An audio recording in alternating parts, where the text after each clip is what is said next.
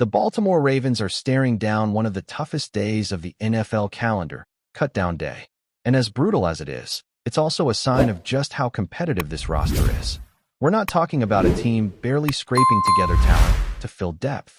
No, we're looking at one of the deepest, most complete rosters in the entire league. Top to bottom, veteran leadership, young explosive playmakers, and a culture that continues to churn out NFL-ready talent, even from the undrafted ranks. So when John Harbaugh stepped up and gave us injury and roster updates, it was more than just coach speak. It was a look behind the curtain into how this team is shaping up heading into the season and who's earned their spot on the journey. Because let's be real, when your roster is this loaded, every snap, every rep, every meeting, it all counts. And the smallest edge might be what keeps you on the 53-man squad or sends you looking for your next opportunity. Starting with the injury front, Harbaugh delivered some clarity. Xavier Guillory, done for a while after breaking his clavicle. Dayton Wade, also out after needing surgery on his chest and ribs. Two young guys, both wide receivers, and both now on the outside looking in. It's tough news, especially for players who have been grinding all camp long to try and make their mark. But what followed was actually more reassuring than concerning. According to Harbaugh, most of the other injuries aren't as serious as some feared. He expects nearly all the guys who haven't been practicing to return next week. That includes Mark Andrews, a critical name, no doubt, and others like Pat Rickard and Jair Alexander, who've been out of action recently. And that's where it got interesting. Because Jair, in particular, has had fans holding their breath. But Harbaugh shed some light on it. He said Jair's been holed up in the Under Armour Performance Center, a place that might look fancy to us, but to a guy like Jair, it feels like prison. That says a lot about the mindset. This is a veteran who wants to be on the field, not rehabbing. Harbaugh said he's itching to get back, and once he does, he'll be ready to roll. Then came the conversation about Isaiah Likely, and this one is a little more complicated. Harbaugh didn't offer the same clear optimism here. Likely's return timeline is still in flux. He's dealing with a foot injury, reportedly a break, and even though the general recovery range is 4 to 8 weeks, that's a wide window. And when it comes to a position that demands cutting, planting, explosive route running, you don't want to rush it. The Ravens know that. And Likely knows that too, especially in a contract year. If you're Isaiah Likely, the worst thing you can do is force yourself back too early, just to risk making it worse. So while there's still hope he could suit up by week 1, that feels overly optimistic. Week 3 might be more realistic. Maybe even later, depending on how he progresses. And with the new rules allowing teams to designate players to return from injured reserve earlier in the process, there's a possibility the Ravens keep him on the 53-man, place him on IR immediately, and free up a spot temporarily while he recovers. But let's pivot to a name that flew a little under the radar. Jake Hummel. Harbaugh made it official. This guy is making the team. No debate. No speculation. He straight up said it. Jake Hummel is going to be on this team. He's been banged up a bit, had to get a minor hand procedure done, but Harbaugh expects him back in practice next week and ready to go for week 1. That solidifies one more spot in a linebacking core that already includes stars like Roquan Smith and rising talents like Trenton Simpson. Now, here's where things get really interesting. With Hummel locked in, where does that leave someone like Jay Higgins? The undrafted rookie from Iowa has been turning heads all offseason. He's shown up in practices, in games. The tape doesn't lie. And honestly, if the Ravens don't find a way to keep him, there's a real risk another team will scoop him up off waivers. Because while it's true that teams are often more focused on their own cuts than what other teams are doing, the Ravens have a long history of having their castoffs claimed elsewhere. Since 2016, we've seen names like Arthur Brown, Carl Davis, Nate McCrary, and Caillou Blue Kelly get picked up almost immediately. That's the cost of developing players well. Other teams know Baltimore produces. So if someone like Jay Higgins or Chandler Martin, another undrafted linebacker who balled out, gets cut, they might not make it back to the practice squad. That brings us to the overall approach. Harbaugh was asked whether the Ravens might look to other teams' cuts to strengthen their own roster. His answer? Not likely. He said, I'd be hard-pressed to think someone out there is better than what we already have. And honestly, that tracks. This is not a team desperate for depth. It's a team struggling to decide who to not keep. They're stacked. That doesn't mean Eric DeCosta isn't watching, because he absolutely is. But the Ravens are in a different space than most teams. They're not looking to plug holes. They're looking to fine-tune a championship-caliber roster. And sometimes, that means hard choices, like maybe letting go of a player you like, just because the numbers don't work. And if there's anyone who understands the emotion behind that process, it's Harbaugh. He told a story that really drives home how personal this all is. After the preseason game against the Commanders, he was walking to the buses and saw one of the young players, walking slow, clearly emotional. Harbaugh asked how he played. The kid said, "Just okay." Harbaugh told him, "I bet you played great. You've been playing great all camp." Then the kid hugged him, just wrapped him up. That moment shows you everything. These aren't just athletes. They're people, with families, with dreams, with everything on the line. Harbaugh even mentioned seeing all the families after that game. Parents wearing their sons' jerseys, waiting for news. Calling home every night to update them. Those moments where you get to tell someone they made it. That's why coaches do this. But the flip side? It doesn't get easier to tell someone they didn't. Harbaugh said it straight. It gets harder every year. Because you start seeing your own kids in these young men. And sometimes, there's just nothing more they could have done. The numbers just don't work. A guy like Kean Martin is a perfect example. He did everything right. He showed up. He made plays. He was accountable. And at the end of the day, you might still not make the cut. That's the cold part of this business. But Harbaugh recognizes the human part of it. He gives out his number. He tells them to stay in touch. Because maybe the door's not closed. It's just not open yet. And that's one of the reasons Baltimore has such a strong track record with undrafted players. Harbaugh credits DaCosta and the personnel team. He said there are players in this locker room right now who weren't even on other teams' draft boards. That's how deep their scouting goes. That's how seriously they take development. And it's not just about the top of the roster. When your depth is full of guys who know the system, who push the starters in practice, it raises the level of the entire team. Lamar Jackson benefits from that. Mark Andrews benefits from that. It all trickles up. And when Harbaugh was asked, if you were an agent, would you send your player to Baltimore? He didn't hesitate. Absolutely. Because they're going to get coached. They're going to have a chance. That's the Ravens brand. That's the culture. And it's why they're contenders every single year. Not because they splash in free agency or draft flashy names. It's because they build. So now, the pressure is on. Not because the team isn't ready, but because everyone is. You can only keep 53. Some players who deserve a spot, plain and simple, won't get one. And when you're trying to field the best version of your team, that's the reality. High standards mean high competition. It's not about surviving. It's about thriving.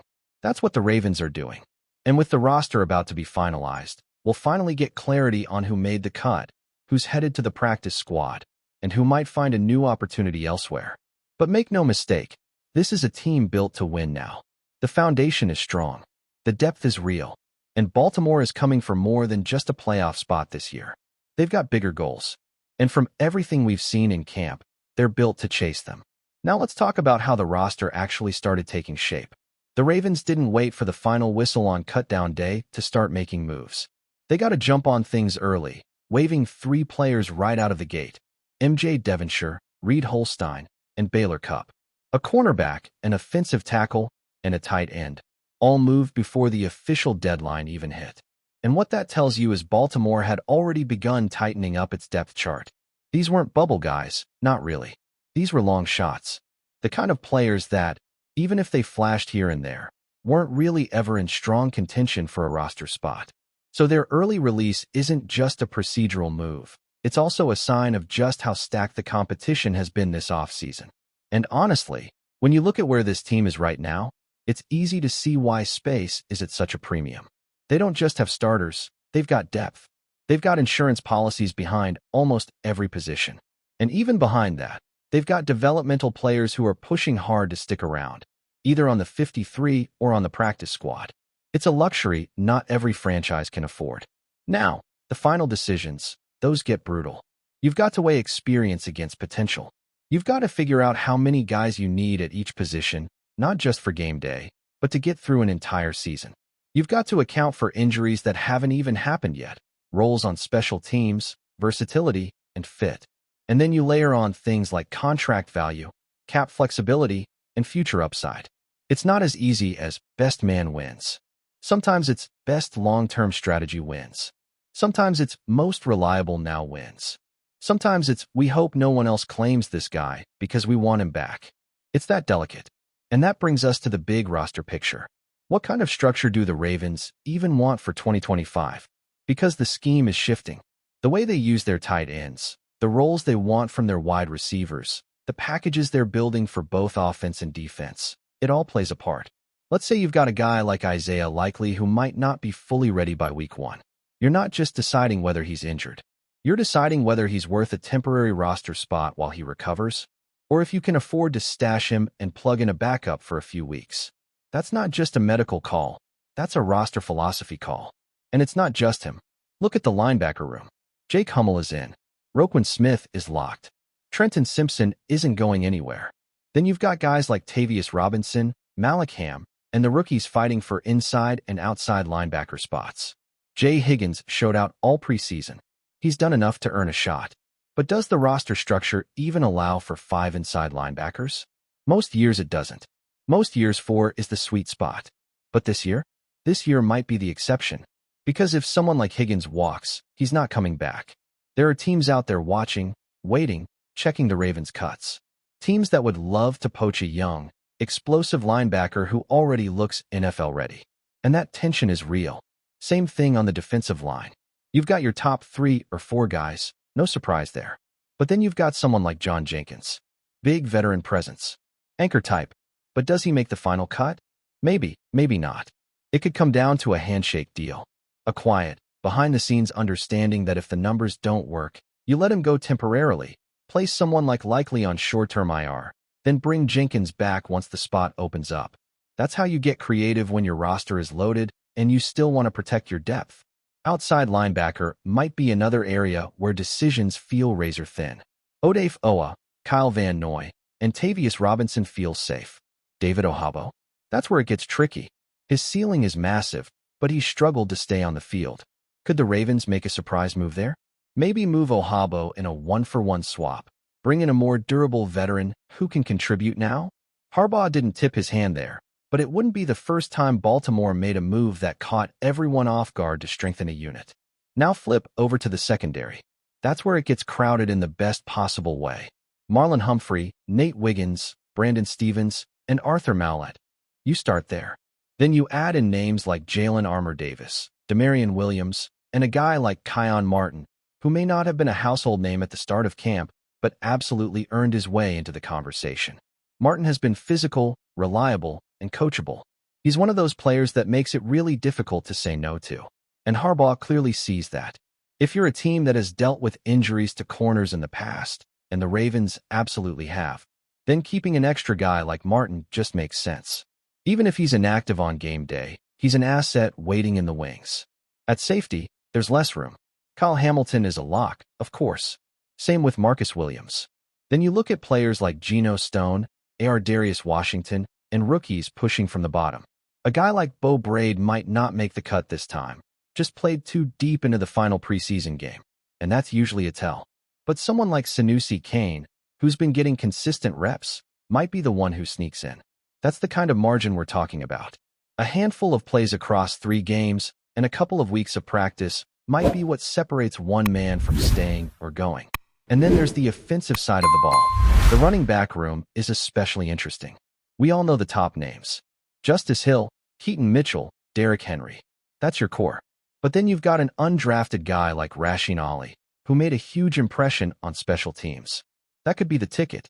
If you're trying to find the 4th back and he can give you return value, gunner value, something on kick coverage, that's what makes the difference.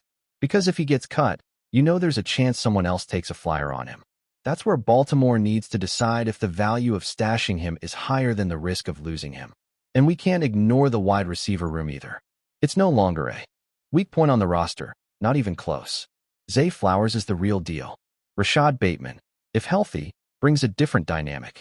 Veteran leadership with Odell gone now lands on someone like Nelson Aguilar or Devin DuVernay. Then you've got youngsters fighting for those final couple of spots. Wallace, Treadwell, maybe even Leone Wester. That room is deeper than it's been in years. And when you consider how Todd Monken wants to run his offense, more motion, more mismatches, more weapons, it makes sense to keep a few extra wideouts this time around. Then there's the tight end group. Mark Andrews is the heart of it, obviously. Likely is talented, but a question mark right now. Charlie Kolar looks like a capable second option, maybe even more than that. So do you go with 3 tight ends, including Likely? Or just 2 and elevate someone when needed? That's where the new rules help. The Ravens could carry Likely on the roster, then move him to injured reserve after the deadline, and bring up a temporary third tight end for the first few games. Scotty Washington's name has been floated. Could be him. The offensive line is another beast entirely. Ronnie Stanley is back. Tyler Linderbaum is anchoring the middle. The rookie Andrew Voorhees is in the mix. Ben Cleveland, Patrick McCrary, Daniel Falale. The depth is serious. But then you've got guys like Josh Jones, Sam Mustipher, and a few others battling for the final 2 or 3 spots. Again, it's not just about who's good. It's about who can play guard and center. Who can be your swing tackle? Who gives you emergency options if 2 linemen go down mid-game? It's chess, not checkers. And the Ravens are trying to protect their king. And that brings us back to John Harbaugh, because his attitude through all this tells you a lot about why this team is built the way it is. He's not just talking XS and OS. He's talking about culture, about players buying in, about families, about hugs in the tunnel and late-night phone calls and kids wearing their brothers' jerseys. That's not just sentimental. That's how you build a team that's more than just talent. That's how you build a group that fights for each other on 4th and goal. That's how you get guys to stay late, show up early, take extra reps, play through pain. That's the Ravens' edge. This isn't just about who made the team. It's about how this team is built. Built with purpose, built with patience, and built with passion. And while every fan is refreshing their feed waiting for the final 53, the truth is, the real work has already been done. These decisions, as hard as they are the result of months of grind. OTAs, minicamp, training camp, joint practices, preseason games, film study, all of it. Every rep counted. Every mistake was noted. Every flash of greatness was logged. So now, it all comes down to this. A list of 53 names. Some obvious, some surprising, some heartbreaking, but all of them earned. The rest? They'll be back. Somewhere. Maybe on the Ravens practice squad. Maybe on another team's roster. Maybe on a flight home wondering what's next. But the journey's not over for them. Because once you've put in this kind of work, once you've made it this far, the league has a way of finding you again. And for the Ravens? The mission is clear. Build the strongest, most versatile, most battle-ready team possible. Because the goal isn't to survive the regular season. The goal is to dominate it. To push into January with momentum. To make February a reality. And every decision made this week is about getting one step closer to that. So stay locked in. The final roster is almost here. But the real season? It's just getting started. Before we dive in, don't forget to hit that subscribe button and give this video a thumbs up. Your support keeps us bringing you the latest news on the Baltimore Ravens. And hey, drop your take in the comments below. We want to hear from the flock. Whispers have begun to circulate throughout the NFL community following recent comments from Lamar Jackson, the star quarterback of the Baltimore Ravens, who made headlines with a statement that has sent shockwaves through fans and analysts alike. In a candid interview, Jackson implied that unless the Ravens significantly bolster their roster, particularly with key offensive and defensive reinforcements, he might seriously consider exploring opportunities with other franchises. This revelation has sparked a whirlwind of speculation as insiders debate whether this is a strategic maneuver to force management into action or a genuine expression of frustration. The timing of Jackson's remarks is crucial, given the team's performance over recent seasons and their repeated struggles to make deep playoff runs despite his elite athleticism and leadership on the field. Rumors now suggest that several high-profile teams, already closely monitoring quarterback situations, could view this as an opening to pursue one of the most electrifying players in the league. Fans have taken to social media to dissect every nuance of Jackson's statement, analyzing whether this marks the beginning of an inevitable departure or merely a negotiating tactic. As the offseason approaches, the pressure on the Ravens front office has intensified, forcing executives to consider whether investing heavily in surrounding talent is a necessary step to retain their marquee player and appease a fan base growing increasingly restless with repeated playoff disappointments. Sources close to the Ravens organization claim that behind closed doors, tension has been mounting for weeks, as the coaching staff and general management grapple with the challenge of maintaining a competitive roster around Jackson. Internally, discussions reportedly focus on how to address gaps in the offensive line, wide receiver depth, and defensive playmakers who can complement the quarterback's dynamic style. While Jackson's comments were publicly framed as a warning, they may also serve as a strategic push for faster decision-making, signaling to the front office that incremental changes are no longer sufficient. League insiders speculate that if Jackson follows through on his threat to leave, the ripple effects could reshape the quarterback market in unprecedented ways, influencing team strategies for years to come. Speculative reports have already begun to link Jackson with franchises known for aggressive trades and salary cap maneuvering, raising questions about which teams are both willing and capable of meeting his demands. The narrative has transformed into a high-stakes chess game, with every move scrutinized by sports pundits, commentators, and former players who emphasize Jackson's unique value in a league where true dual-threat quarterbacks are rare commodities. Meanwhile, fans have flooded online forums and podcasts with heated debates, predicting potential destinations and analyzing how his departure could impact the Ravens' chances of remaining a playoff contender in the coming seasons.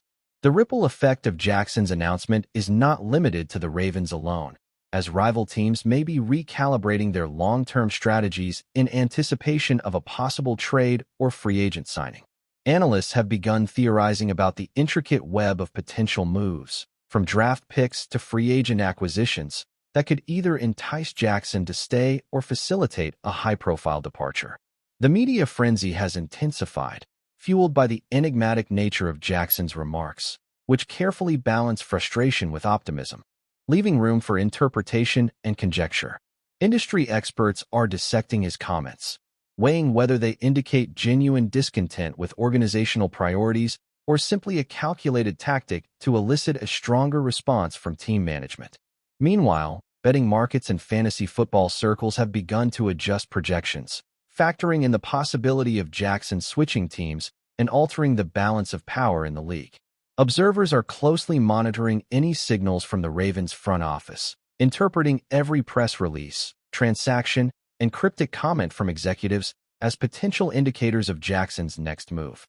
The conversation has taken on a life of its own, with rumor mills working overtime to connect dots between personnel needs, Jackson's public statements, and broader trends in player mobility across the NFL.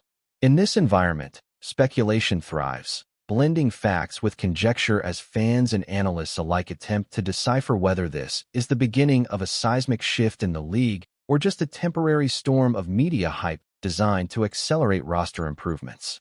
Jackson's potential exit has also ignited debates among former players and league veterans, who emphasize the delicate balance between team loyalty and professional ambition in a hyper-competitive environment like the NFL. Commentators have pointed out that while Jackson's athleticism and unique skill set make him a cornerstone for any franchise, the demands of maintaining a championship-caliber roster around him are substantial, often requiring both financial investment and strategic foresight. Industry insiders suggest that the Ravens face a pivotal decision: either double down on investments in free agency and draft strategy to appease their star quarterback or risk a dramatic and potentially franchise-altering departure. Rumors of trade discussions, salary cap considerations, and draft maneuvering have already begun to circulate, with some suggesting that teams with underperforming quarterbacks could view Jackson as a transformative solution capable of changing their trajectory. The underlying tension is magnified by Jackson's public persona and media presence, which amplifies the impact of his statements and ensures that every subtle hint is dissected in real time. Fans, analysts, and executives alike are now engaged in a speculative frenzy, trying to predict not just Jackson's next move, but the cascading effects his decision could have on team dynamics, market valuations, and the balance of power across the NFL.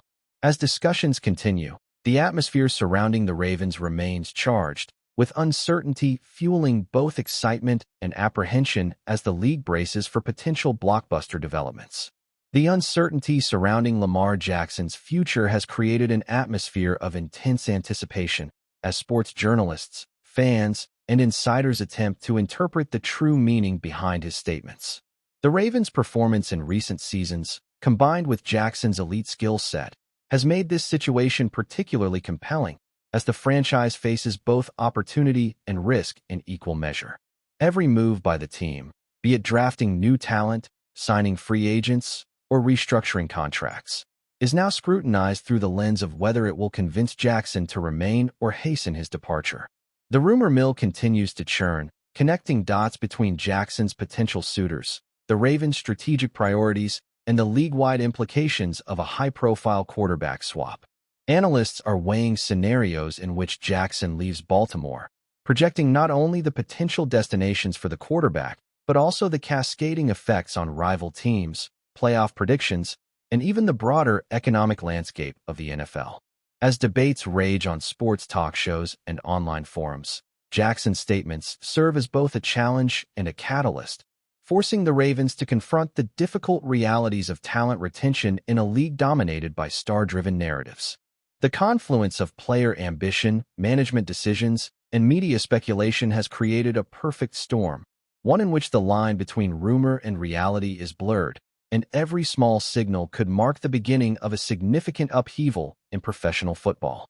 Amid the swirling rumors, the cultural impact of Jackson's potential departure is also being debated, as fans grapple with the idea of losing a generational talent who has been a central figure in Baltimore's recent identity on the field. Sports analysts emphasize that Jackson's unique dual-threat abilities, leadership qualities, and charisma extend beyond pure statistics, contributing to merchandise sales, ticket revenue, and the overall visibility of the Ravens in a competitive media landscape. Speculation about where Jackson might land has dominated headlines, with every potential suitor analyzed for its ability to provide him with both a competitive team and a platform to showcase his talents. The story has transcended typical off-season chatter, becoming a larger narrative about the challenges faced by modern quarterbacks in balancing personal ambitions with team loyalty, market pressures, and long-term career goals. Observers note that the unfolding saga will likely influence contract negotiations, player movement strategies, and public expectations for years to come, regardless of the immediate outcome. In this environment, the Ravens' next moves will be dissected with extreme scrutiny, as every roster decision could be interpreted as a signal to Jackson or a strategy to protect the franchise's future. The combination of high stakes, media hype, and fan passion ensures that this ongoing story will continue to dominate conversations in professional football, keeping the league, its audiences, and insiders on edge as they anticipate the next dramatic chapter in Lamar Jackson's career. That's it for this update. If you enjoyed the video and want to stay in the loop with exclusive news on our Baltimore Ravens, make sure to subscribe and hit that like button. We'd love to hear what the flock thinks. Drop your thoughts in the comments. See you in the next one.